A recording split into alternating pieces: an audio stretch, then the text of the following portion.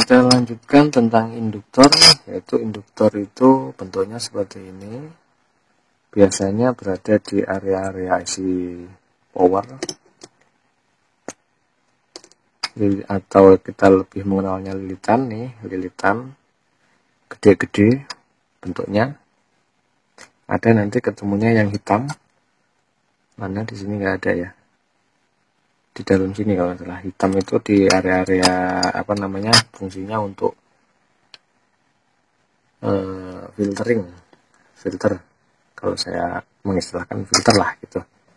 Jadi gini, induktor atau lilitan. Induktor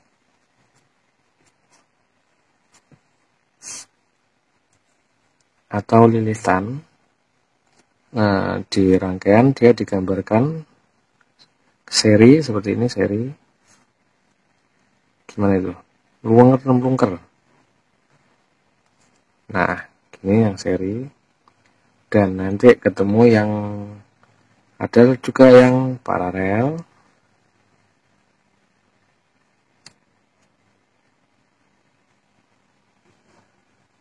gitu. Kalau yang seri, induktor ini digambarkan dengan lilitan L, satuannya Henry.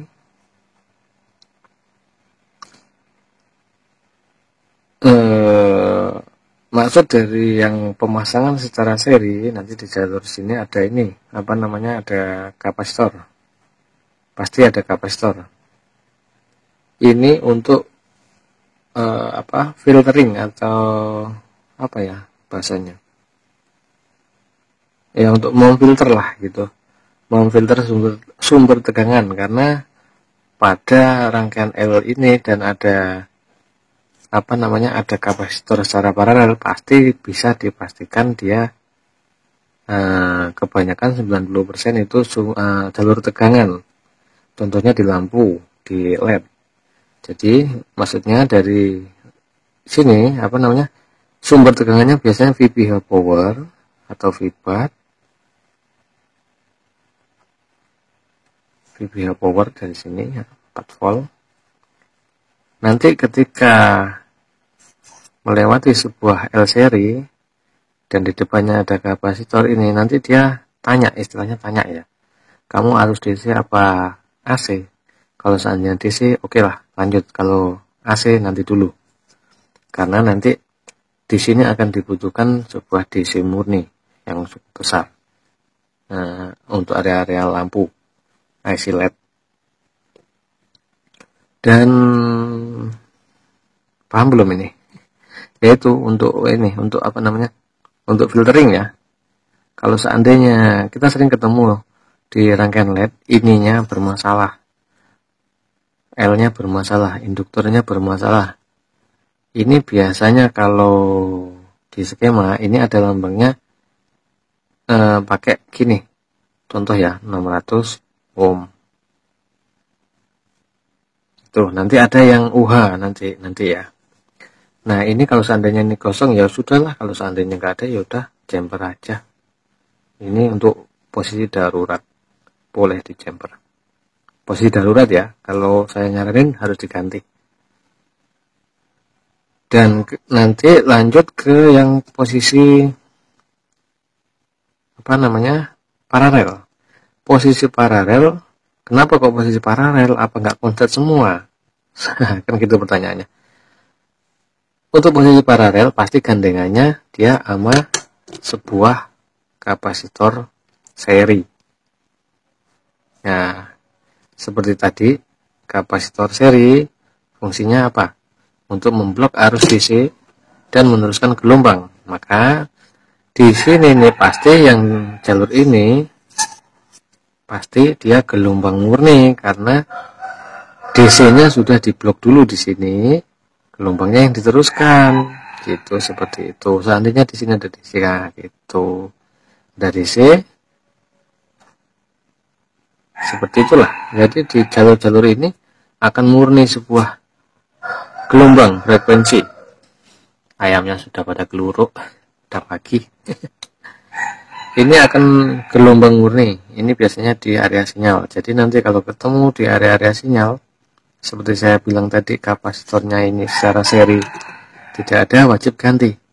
Ini wajib ganti.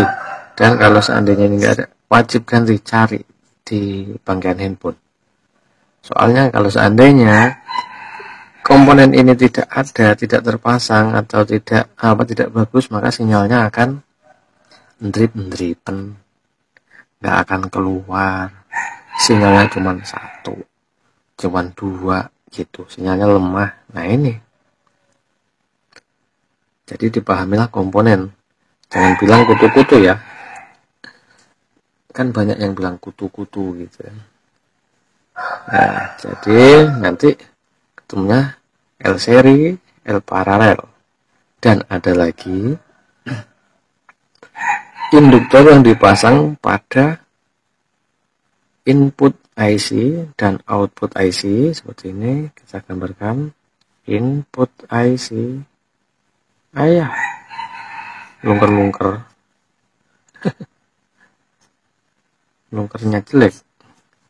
Ini di rangkaian lampu, ini namanya Bose regulator.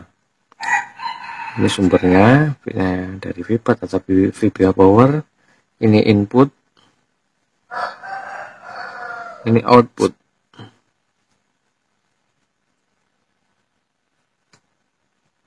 Ketika kita menemukan sebuah IC sampingnya ada induktor, ini bisa ini namanya Bose regulator.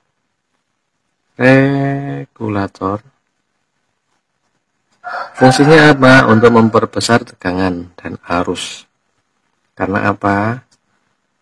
Ini satu contoh nih, LED sekarang membutuhkan 20 sampai berapa? Sampai ada yang 50 volt, saya ketemu itu yang tab gede. Nah, sedangkan di sini sumber tegangan dari VBA Power cuman berapa? 4 volt gitu. Nah, sedangkan yang dibutuhkan rangkaian yang dituju ini, rangkaian yang akan dituju membutuhkan segini. Maka dia akan membutuhkan sebuah rangkaian Bose regulator. Jadi L ini induktor ini fungsinya untuk memperbesar tegangan sebesar 20 sampai 50 volt. Inilah fungsinya. Tentunya si IC-nya akan mendapat enable dari CPU terlebih dahulu. Maka ketika menemukan sebuah IC sampingnya ada induktor atau lilitan dan kaki induktornya masuk, ini terdapat di input IC dan terdapat di output IC. Fungsinya yaitu sebagai Bose regulator untuk menaikkan atau membesarkan atau meningkatkan tegangan. Berbeda lagi ketika nanti induktor dipasang di output. Di output ya, kalau ini kan input dan output. Kalau yang ini di outputnya IC.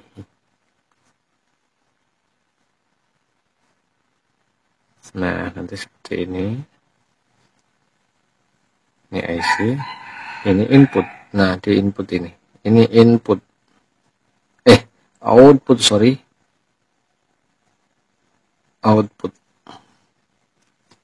Ini fungsinya untuk memperkecil tegangan dan memperbesar arus.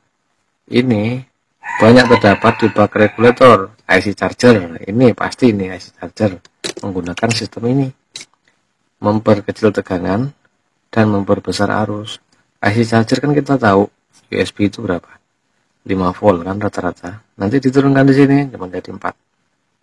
Kalau nggak percaya silahkan diukur. Gitu. Ini sumber tegangannya masuk in. Ini out. Nah, in-nya 5, keluarnya cuma 4.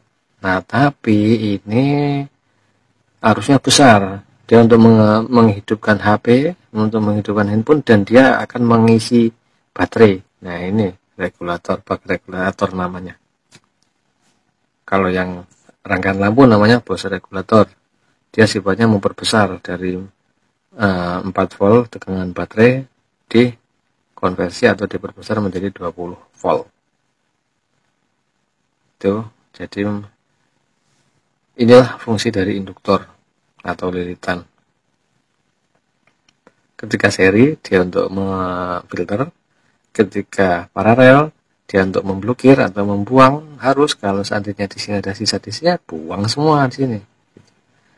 Arus di sini dibuang semua, dibantu dengan kapasitor seri.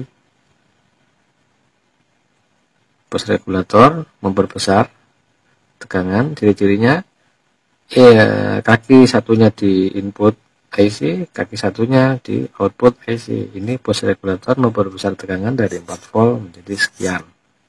Kalau yang terdapat di output namanya bak regulator, dia memperkecil tegangan dan memperbesar arus, contohnya IC cas.